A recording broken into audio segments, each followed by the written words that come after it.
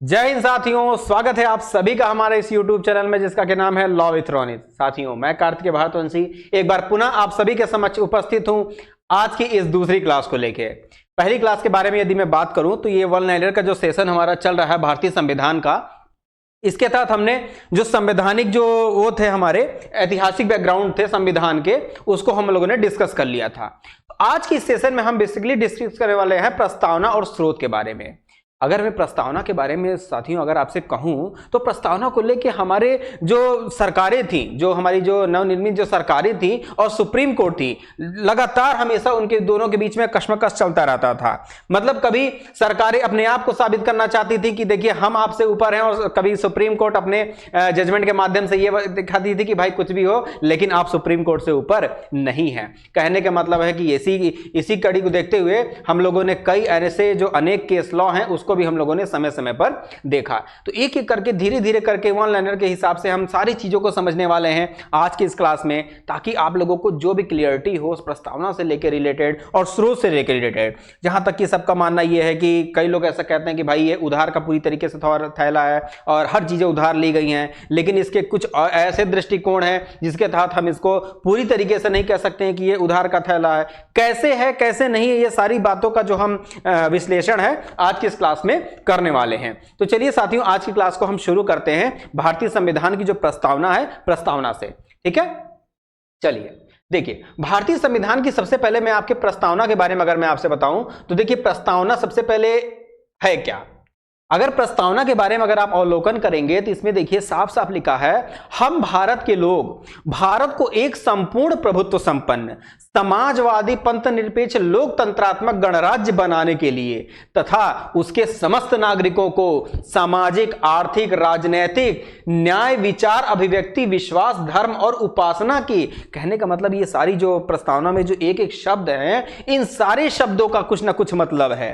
अगर इसमें अगर आप लोकतंत्रात्मक उठा के देख लीजिए, इसका एक अपने आप में अलग मतलब है। समाजवादी है, उसका मतलब है गणराज्य है। ये सारी चीजें कहने का मतलब ये कि अगर हम प्रस्तावना को अगर अच्छे से अवलोकन कर लेते हैं, अगर हम प्रस्तावना को अच्छे से समझ गए तो हमारे संविधान का सार क्या है, उसका मतलब वो क्या चाहता है, हमारे देश का संविधान जो है हमारे देश के नागरिकों से क्या चाहता है, इनका लक्ष्य क्या है, इन सभी बातों का जवाब हमें मिल जाएगा। ठीक है, तो एक एक करके प्रस्तावना के बारे में हम अच्छे से समझेंगे। अगर प्रस्तावना के हम लागू इसमें देखेंगे, इसमें लिखा है कि जो हमारा जो संविधान जो है ये कब 26 नवंबर 1949 को बनकर तैयार हुआ था। ठीक है, इसको हम संविधान डे या फिर लॉ डे भी कहते हैं। ठीक है, तो ये सारी चीजें हमारे प्रस्तावना में है। अब प्रस्तावना में जो सारी चीजें हैं इसको हम एक एक करके देखेंगे। जैसे देखिए प्रस्तावना का जो प्रारंभ है इसमें क्या कह रहा है, हम भारत के लोग, मतलब कि हमारे प्रस्तावना जो है हमारे संविधान के बारे में बात कर रही है तो हम भारत के लोगों के बारे में बात कर रही है, ना कि किसी अन्य व्यक्ति के बारे में बात कर रही है।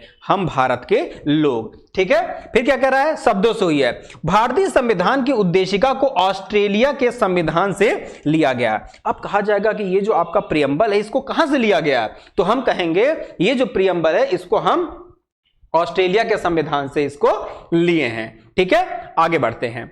आगे इसमें कह रहा है कि भारतीय संविधान के प्रस्तावना के महत्व को स्पष्ट करते हुए, देखिए अब इसमें एक मामला आया था, इंद्रे बेरुबरी का मामला आया था। इसमें यह हुआ था कि क्या संविधान जो है जो प्रस्तावना है वो हमारे संविधान का पार्ट है कि नहीं है। तो ये इंद्रे बेरुबरू का मामला आया था। इसमें क्या कहा गया था, इस केस में यह कहा गया था कि ये जो हमारा संविधान है ये पार्ट नहीं है। ठीक है, आइए पढ़ते हैं। इसमें कह रहा है कि भारतीय संविधान की प्रस्तावना के महत्व को स्पष्ट करते हुए सर्वोच्च न्यायालय ने इंद्रे बेरुबरी के मामले में कहा कि प्रस्तावना संविधान निर्माताओं के विचारों को जानने की कुंजी है। मतलब हमारे संविधान निर्माताओं के विचार में क्या चल रहा था, उनका क्या सपना था हमारे संविधान को लेके, क्या सोचते थे हमारे संविधान को लेके, उसके विचारों को जानने की क्या है, एक प्रकार से कुंजी है, अर्थात चाबी है। मतलब कि जो हमारी प्रस्तावना है वो हमारे संविधान निर्माताओं के विचारों को जानने की कुंजी है। ठीक है, भारतीय संविधान के अनुसार संघ का नाम क्या होगा, इंडिया अथवा भारत होगा। इन्होंने कहा कि जो भारतीय संविधान है उसके अनुसार जो हमारा संघ होगा, है ना, जिसको हम लोग राज्यों का संघ बोलते हैं, उसका नाम क्या होगा, या तो भारत होगा या तो इंडिया होगा। ठीक है, इंडिया अथवा भारत होगा, मतलब दोनों नाम का हम इस्तेमाल कर सकते हैं। ठीक, भारतीय संविधान स्वरूप में संघात्मक होते हुए भी आत्मा में एकात्मक है। अब यह क्यों हुआ?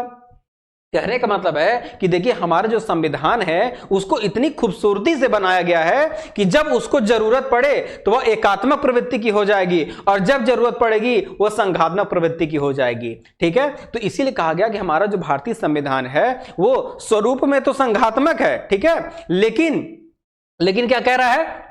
आत्मा से क्या है? एकात्मक है। भाई जब हमें जरूरत पड़ेगी, मान लीजिए हमारे यहां राष्ट्रपति शासन लग गया, इमरजेंसी लग गया, ऐसे में हमारा संविधान क्या हो जाएगा? वो एकात्मक हो जाएगा। ठीक, और ऐसे हम देखते हैं तो संघात्मक है। ठीक है, आगे बढ़ते हैं।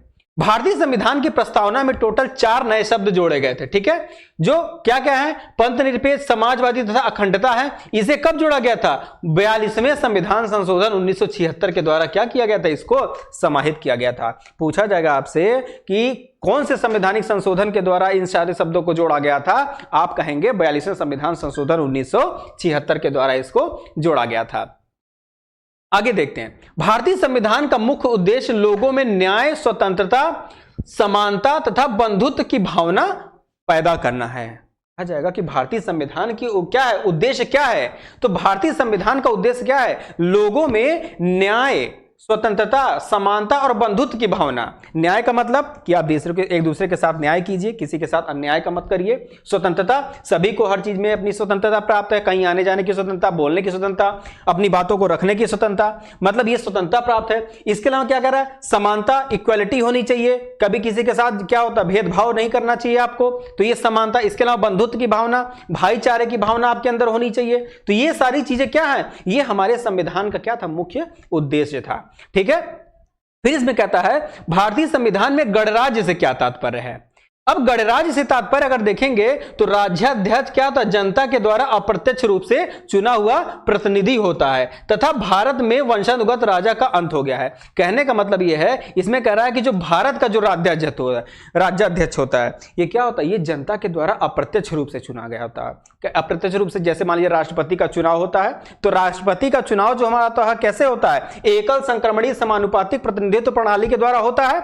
इसके तहत इसका मतलब क्या होता है? इसका मतलब यह होता है कि हम उनको चुनते तो नहीं है, मतलब डायरेक्ट नहीं चुनते, लेकिन इनडायरेक्ट रूप से हमारे द्वारा वो क्या, हमारे राष्ट्रपति जो है चुने जाते हैं। एग्जांपल तौर पर हम एमपी एमएलए का चुनाव जब आता है, जैसे मान लीजिए लोकसभा का हुआ, विधानसभा का चुनाव हुआ, तो हम उनको चुन के भेजते हैं, वो पार्लियामेंट में जाते हैं, विधानसभा में जाते हैं। फिर जब राष्ट्रपति का चुनाव होता है तो हमारे बिहाफ पे क्या करते हैं? हमारे बिहाफ पे राष्ट्रपति को चुनते हैं। तो क्या हुआ? चुना हमने नहीं, डायरेक्ट हमने नहीं चुना, लेकिन अप्रत्यक्ष रूप से हमारा वोट उनके तक पहुंच गया। तो वही कहा जा रहा है कि अप्रत्यक्ष रूप से क्या करते हैं? इसमें हम उनका चुनाव करते हैं। और कह रहा है कि भारत में वंशानुगत राजा का अंत हो गया। एक समय था कि जब राजा का बेटा ही राजा होता था, किसी का प्रोफेसर है तो उसकी बिटिया भी प्रोफेसर होती थी, लड़का भी प्रोफेसर होता था, किसी के यहां वकील है तो भाई लड़का भी वकालत करेगा, डॉक्टर है तो सब घर भर डॉक्टर हैं। ठीक है, तो ये क्या था? वंशानुगत, उसी मतलब ये तो एग्जाम्पल था। कहने का मतलब ये था कि अगर राजा का है तो राजा का बेटा ही राजा होगा, भले उसके अंदर काबिलियत हो या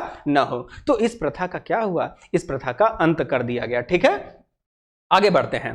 भारतीय संविधान के प्रस्तावना के संदर्भ में प्रस्तावना संविधान का भाग है या नहीं है, यह मामला कब उठा था? यह मामला उठा था इंद्रे बेरूबरी के केस में। कब आया था इंद्रे बेरूबरी केस? यह आया था 1960 में। ठीक है, तो ये क्या, इसमें कहा गया कि काफी विवादास्पद विषय रहा। ठीक है, कभी ये था सुप्रीम कोर्ट का कभी इंटरप्रिटेशन आता था कि नहीं ये पार्ट नहीं है, कभी आता था कि नहीं पार्ट है तो किन शर्तों पे है, नहीं है तो किन शर्तों पे है। तो ये समय समय पर क्या काफी विवाद का विषय रहा। ठीक है, आने वाले समय में इसको सुलझा लिया गया, लेकिन ये विवाद का विषय रहा है। तो ये इंद्रे बेरूबरी का जो केस था 1960 में आया था, इसमें सर्वोच्च न्यायालय ने क्या कहा था? प्रस्तावना संविधान का अंग नहीं है। भाई इनका कहना यह था कि पहले आप संविधान बनाए, बाद में आप प्रस्तावना लेके आए, तो कैसे आप कह दे रहे हैं कि प्रस्तावना हमारे संविधान का अंग है? ये तो कहीं से पार्ट ही नहीं है। किस बेसिस पे आप कह रहे हैं? कैसे आप संशोधन कर सकते हैं? अगर आपने 368 में स्थान दिया है संशोधन का, तो केवल संविधान का दिया है, तो आप प्रस्तावना को क्यों छेड़छाड़ कर रहे हैं? किस हक से छेड़छाड़ कर रहे हैं? तो इस केस में यह कहा गया कि यह पार्ट नहीं है। ठीक है, इसका अभिप्राय क्या है? प्रस्तावना संविधान का भाग नहीं है, मतलब यह सुप्रीम कोर्ट का वर्डिक्ट था। ठीक है, आगे भारतीय संविधान के प्रस्तावना के संदर्भ में अब आता है ये केशवानंद भारती का केस। बहुत ही लीडिंग केस लॉ है। अगर जब भी हम बेसिक स्ट्रक्चर के बारे में बात करेंगे या फिर प्रस्तावना के बारे में बात करेंगे तो इस केस को जरूर याद करेंगे। केशवानंद भारती बनाम स्टेट ऑफ केरला का केस 24 अप्रैल 1973 के समय में जब ये आया था, तो उस समय ये बेसिक स्ट्रक्चर को मामले में बहुत ज्यादा ये ब्रॉड लेवल से इसके बाद इंटरप्रिटेशन किया गया था। 7 जजों की बेंच थी उसमें, और इसमें क्या हुआ था, इसमें सुप्रीम कोर्ट ने क्या कहा था, इसने अभी निर्धारित किया था कि प्रस्तावना भी संविधान का भाग है। अब इन्होंने कहा जो हमारा प्रियम्बल है ये भी हमारा कॉन्स्टिट्यूशन का पार्ट है, ठीक है, उसमें भी आप संशोधन कर सकते हैं। क्या कह रहा है, उसमें भी आप अनुच्छेद 368 के तहत क्या कर सकते हैं, संशोधन कर सकते हैं। लेकिन एक निर्बंधन यह है, निर्बंधन का मतलब क्या है, एक रिस्ट्रिक्शंस है। वो क्या रिस्ट्रिक्शंस है कि आप संशोधन की आड़ में आधारभूत ढांचे को परिवर्तित नहीं कर सकते हैं। अब ये आधारभूत ढांचा क्या होता है, वही आधारभूत ढांचा होता है जिसकी बात हम प्रियम्बल में करते हैं। जैसे कहते हैं ना कि हम भारत के लोग भारत को एक संपूर्ण प्रभुत्व संपन्न समाजवादी लोकतंत्रात्मक, तो ये सारी चीजें जो जो शब्द लिखे ये सारी क्या है, बेसिक स्ट्रक्चर है भाई। कहने का मतलब ये हमारे संविधान की आत्मा डिसाइड करती है कि हमारे संविधान का वाकई में मोटिव क्या है, हमने संविधान को क्यों बनाया है, क्यों आवश्यकता है हमारे संविधान को बनाने के लिए। तो वही सुप्रीम कोर्ट ने इस केस में कहा कि भाई देखिए आप संविधान की प्रस्तावना में संशोधन कर सकते हैं, ठीक है, लेकिन आप जो बेसिक स्ट्रक्चर है उससे आप छेड़छाड़ नहीं कर सकते हैं। तो ये महत्वपूर्ण जो मामला था ये केशवानंद भारती बनाम स्टेट ऑफ केरला के मामले में कहा गया था। आगे एक केस और था, गोलकनाथ बनाम स्टेट ऑफ पंजाब का केस था, ठीक है, ये AIR 1967 का मामला था। ये सुप्रीम कोर्ट के मतलब ये भी मामला था। तो इसमें जस्टिस सुब्बा राव थे। जस्टिस सुब्बा राव ने क्या कहा था, प्रस्तावना को अधिनियम के मुख्य आदर्शों तथा आकांक्षाओं का प्रतीक माना था। कहा जा रहा है कि जो अधिनियम है, अधिनियम का मतलब क्या होता है, जो चीजें हमने अपने संविधान में लिखी हैं, तो ये कह रहा है जो प्रस्तावना है वो अधिनियम के मुख्य आदर्श क्या हैं, उनकी आकांक्षाएं क्या हैं, वो क्या एक्सपेक्ट करती हैं, ये सारी चीजों का क्या है, प्रतीक माना गया है। किसको प्रतीक माना गया है, ये प्रतीक माना गया है प्रस्तावना को माना गया है, ठीक है। ये किस केस में कहा गया था, गोलकनाथ के केस में कहा गया था, ठीक। आगे भारतीय संविधान की प्रस्तावना के तहत भारत के लोग, देखिए क्या कह रहा है, भारत के लोग भारत को एक संपूर्ण प्रभुत्व संपन्न, संपूर्ण प्रभुत्व संपन्न, कोई आधा अधूरा नहीं। अगर आपको भाई भोजन दिया जा रहा है तो भरपेट भोजन दिया जाए, कोई हल्का फुल्का भोजन ना दिया जाए।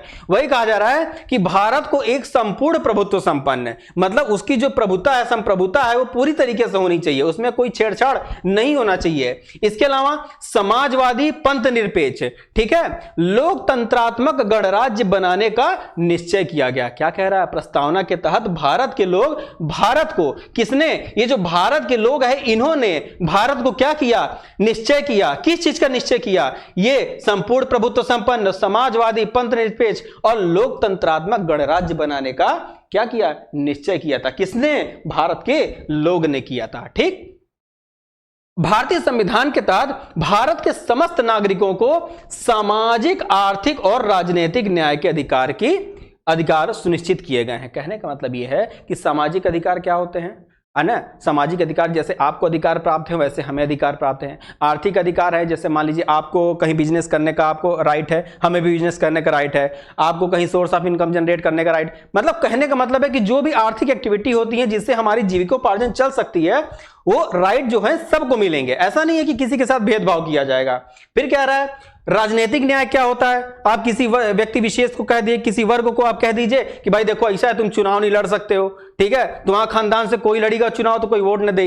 हाँ, तो ये सारी चीजें क्या है, ये आप न्याय नहीं कर रहे, उनके साथ क्या कर रहे हैं, अन्याय कर रहे हैं। तो वही कह रहा है कि ये हमारा जो प्रस्तावना है संविधान का, वो राजनीतिक न्याय को भी सुनिश्चित करने की बात करता है, ना कि केवल अन्य न्याय के बारे में, ठीक है। आगे बढ़ते हैं।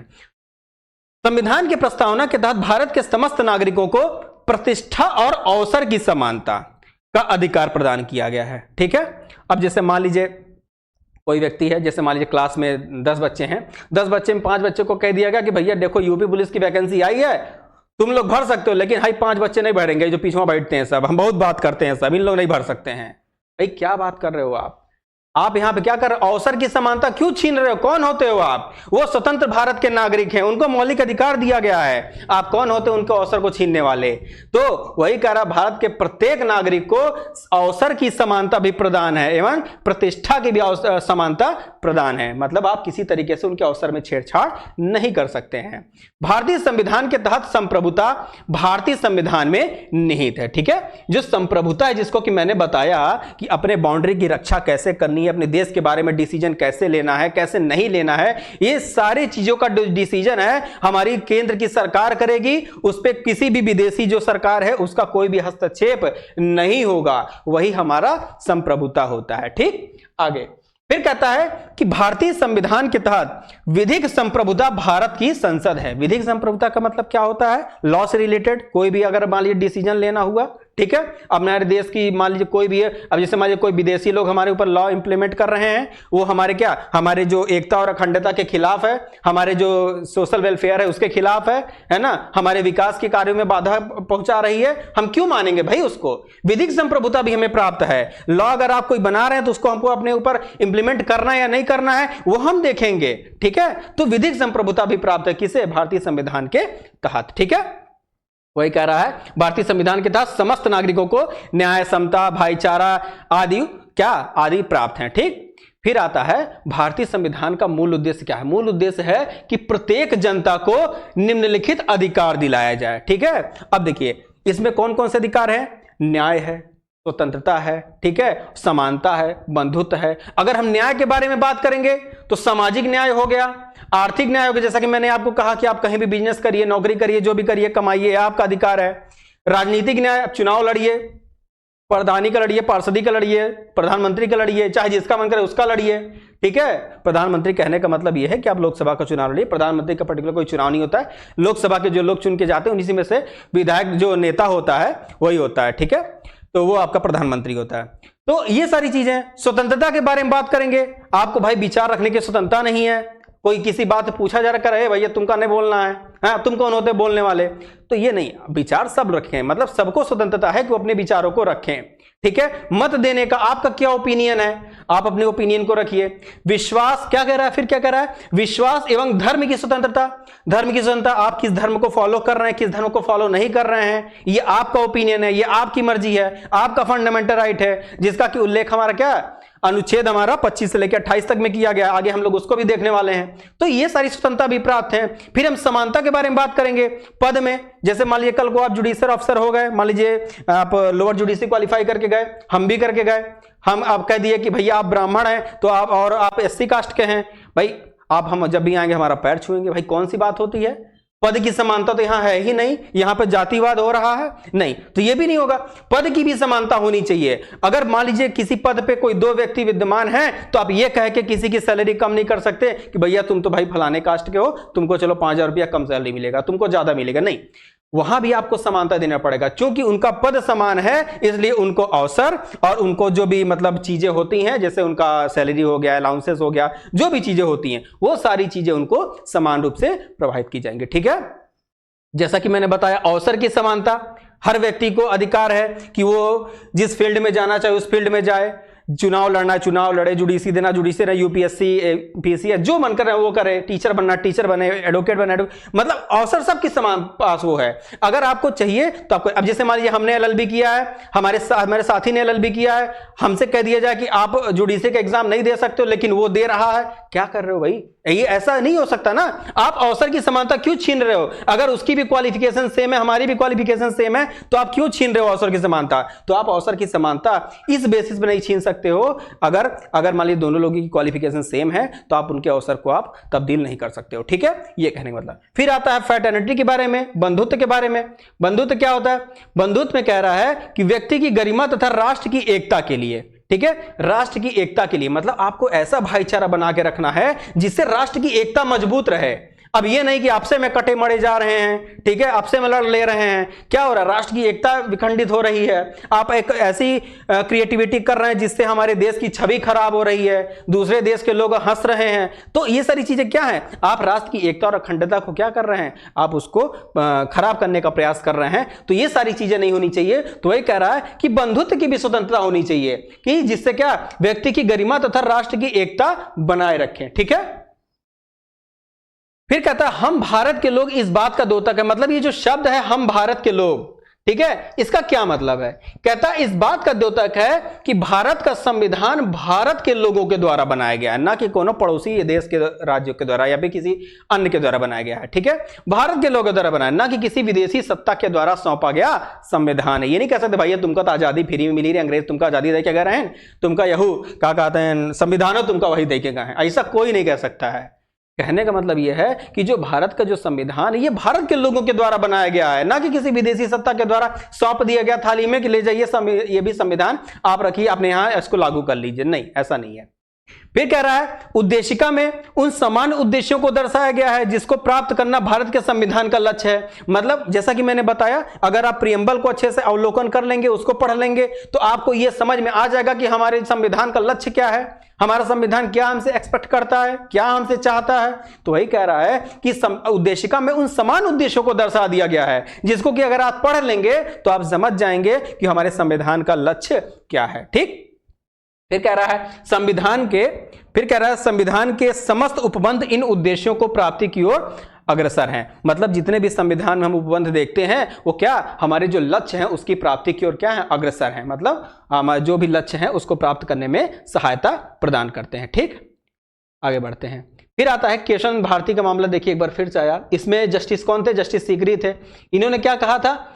इन्होंने कहा था कि प्रस्तावना का अति विशिष्ट महत्व है, संविधान की व्याख्या प्रस्तावना में अभिव्यक्त उद्देश्यों के आलोक में किया जाना चाहिए। कह रहा कि जब भी आप संविधान का इंटरप्रिटेशन करिए, जब भी उसकी व्याख्या कीजिए, तो आप प्रस्तावना का मत भूलिए, प्रस्तावना में लिखित बातों को मत भूलिए। प्रस्तावना में जो भी समाहित हैं, जो भी वर्ड्स अगर लिखे हुए हैं, तो आप उसको ध्यान में रख के इंटरप्रिटेशन कीजिए। किसका? हमारे संविधान का। तो यही कह रहा है संविधान की व्याख्या प्रस्तावना में अभिव्यक्त उद्देश्यों के आलोक में किया जाना चाहिए। मतलब क्या उद्देश्य है हमारे प्रस्तावना का, हमारे प्रस्तावना में क्या क्या उद्देश्य दिया गया है, उसको ध्यान में रख के ही आप इंटरप्रेट। देखिए कई बार ऐसा होता है जब सुप्रीम कोर्ट के सामने जब मामला आता है और उसका इंटरप्रिटेशन नहीं हो पाता है, मतलब ऐसा लगता है कि यार इसके लिए तो कोई लॉ बना ही नहीं है, तो सुप्रीम कोर्ट वहां पे क्या करती है? इसी प्रीएम्बल का इस्तेमाल करती है, देखती है कि क्या मतलब ये ऐसा तो मामला नहीं है कि मतलब ये हमारे जो प्रीएम्बल का उद्देश्य है उसको कहीं क्षति पहुंचा रहा है, तो वो अगर इंटरप्रिटेशन करती है तो वहां पे प्रीएम्बल को ध्यान में रख के करती है। ठीक है,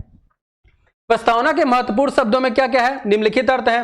फिर कह रहा संप्रभुता शब्द से क्या स्पष्ट है? जो हमारा संप्रभुता जो है हमारे प्रस्तावना में, इससे स्पष्ट क्या है? भारत अपने आंतरिक तथा बाह्य मामलों में पूर्णतः स्वतंत्र है।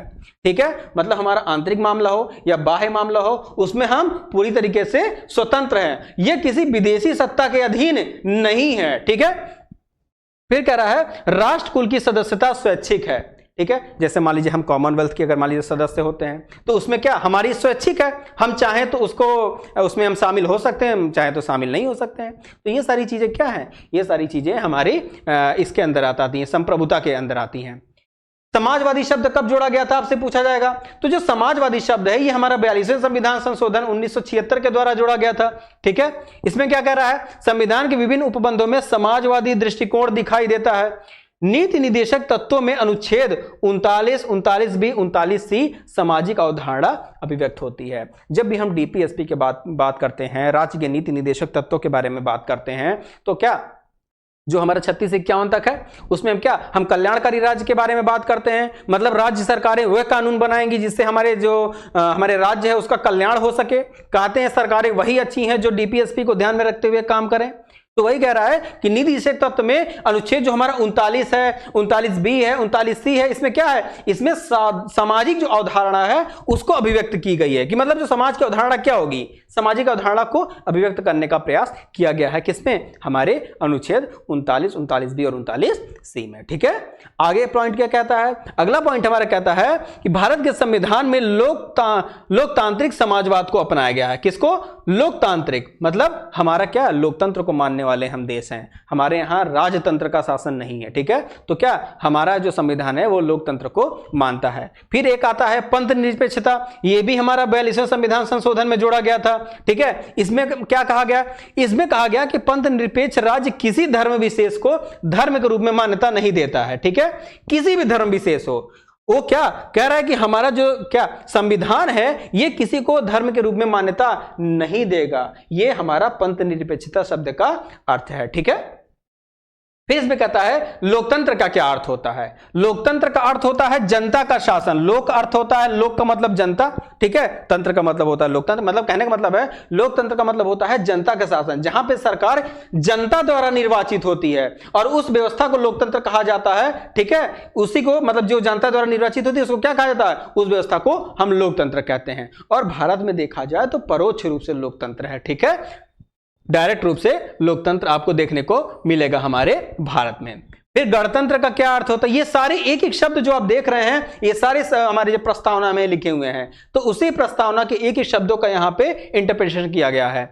ये गणतंत्र का क्या अर्थ होता है, जहां राष्ट्राध्यक्ष जो होता है ये अप्रत्यक्ष रूप से जनता के द्वारा चुना गया था। जैसे मैंने आपको राष्ट्रपति का एग्जाम्पल दिया, ठीक है, तो क्या ये अप्रत्यक्ष रूप से जनता के द्वारा चुना जाता है। वहीं इंग्लैंड के बारे में बताया कि वहां पर राजतंत्र है ना कि गणतंत्र है। वहां पे जैसे होता है ना, जैसे क्राउन सिस्टम चलता है ना, तो वहां पे राजतंत्र है ना कि गणतंत्र है, ठीक।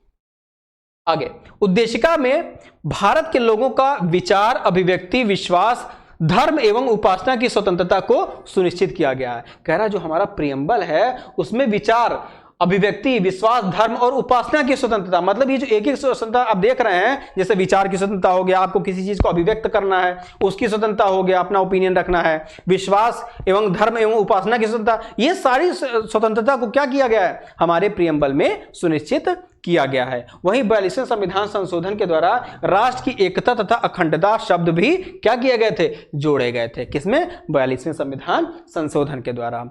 समानता का क्या अर्थ है, समानता का अर्थ प्रायस्थिति तथा अवसर की समानता से है। मतलब क्या, अवसर की समानता मतलब सभी को क्या, जो भी एलिजिबल हो उसको समान रूप से अवसर प्रदान किया जाए, उसके साथ किसी प्रकार का भेदभाव न किया जाए, ठीक है। अब हम आते हैं भारतीय संविधान के स्रोत के बारे में। भारतीय संविधान के स्रोत के बारे में आते हैं, सोर्सेस क्या कहते हैं। अगर मैं स्रोत के बारे में अगर मैं बताऊं तो जहां तक जब भी अगर देखा जाए तो कहा जाए कि भारतीय संविधान क्या है, उधार का थैला है, ठीक है, तो ये जनरली हम देखते हैं। तो आइए देखते हैं वाकई में है कि नहीं है, क्या इसको ऐसे ही कहा जाता है क्या। तो भारतीय संविधान के स्रोत में देखा जाए तो पहला ब्रिटिश संविधान है। ब्रिटिश संविधान में क्या क्या लिए थे, भारतीय संसदीय प्रणाली को ब्रिटिश संविधान से लिया गया था। जो हमारी पार्लियामेंट्री सिस्टम ऑफ गवर्नमेंट है वो हम कहां से लिए थे, वो हम ब्रिटेन से लिए थे। ब्रिटिश प्रतिमान पर ही क्या कह रहा है, ब्रिटिश प्रतिमान पर ही यहां की मंत्रिपरिषद को निम्न सदन अर्थात लोकसभा और प्रति उत्तरदायी बनाया गया। इकहरी नागरिकता, सामूहिक उत्तरदायित्व का सिद्धांत, और क्या कह रहा है, राष्ट्रपति की संवैधानिक स्थिति, फिर कह रहा है विधि का शासन जिसको हम रूल ऑफ लॉ बोलते हैं, रूल ऑफ लॉ, फिर कह रहा है विधि निर्माण की प्रक्रिया, संसदीय विशेषाधिकार ब्रिटेन के संविधान से लिए गए। मतलब ये जितने पॉइंट मैंने आपको बताए ये कहां से हमने लिए, ये सारी चीजें हमने ब्रिटेन से लिए हैं। इसके अलावा अमेरिका के संविधान से हमने क्या क्या लिया, तो अमेरिका के संविधान से अगर मैं बात करूं तो अमेरिका संविधान से भारतीय संविधान का जो मूल अधिकार होता है, इसके अलावा सर्वोच्च न्यायालय की जो व्यवस्था होती है, उपराष्ट्रपति के पद जो होते हैं, उपराष्ट्रपति के पद तथा उसको सौंपे गए कार्यों को शामिल किया गया है। मतलब उपराष्ट्रपति का क्या कार्य होगा, है ना, उसके पद क्या होंगे, ये सारी चीजों को हम कहां से लिए, ये हम अमेरिका से लिए हैं, ठीक है। इसके अलावा न्यायपालिका की स्वतंत्रता क्या होगी, न्यायिक पुनराविलोकन क्या होगा, ठीक है, जिसको हम लोग जुडिशियल रिव्यू भी बोलते हैं, इसकी शक्ति। फिर क्या कर रहा है, न्यायाधीशों को पदच्युत करने का, मतलब उनको कैसे हटाया जाएगा, ये सारी चीजें क्या हमारे अमेरिकी संविधान का प्रभाव है, ठीक है, ये हमारे अमेरिका के संविधान से लिया गया था। फिर हमारा आता है आयरलैंड का संविधान।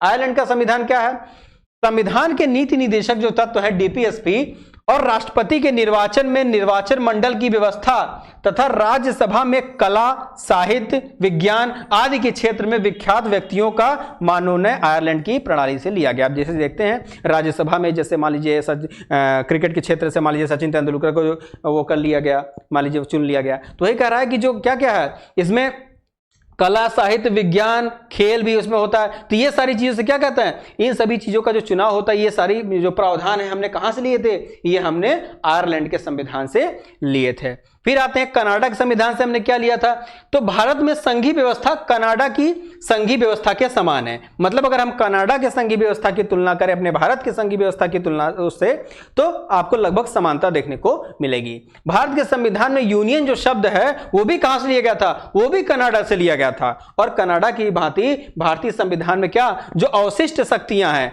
ठीक है, रेजिड्यूरी पावर है, ये भी क्या, ये केंद्र सरकार को सौंपी गई थी, ये भी हमने कहां से लिया है, ये भी हमने कनाडा से लिया है। ठीक, फिर आते हैं ऑस्ट्रेलिया के संविधान से हमने क्या लिया, तो ऑस्ट्रेलिया के संविधान में वर्णित समवर्ती सूची, ठीक है, समवर्ती जो सूची है का प्रावधान प्रस्तावना में निहित भावनाएं ऑस्ट्रेलिया के संविधान से उद्धृत हैं। कहने का मतलब यह है कि जो समवर्ती सूची है और क्या प्रस्तावना में जो निहित जो भावनाएं हैं, ठीक है, ये सब हम कहां से लिए थे, ये सब हम ऑस्ट्रेलिया से लिए थे। फिर आते हैं जापान के संविधान में।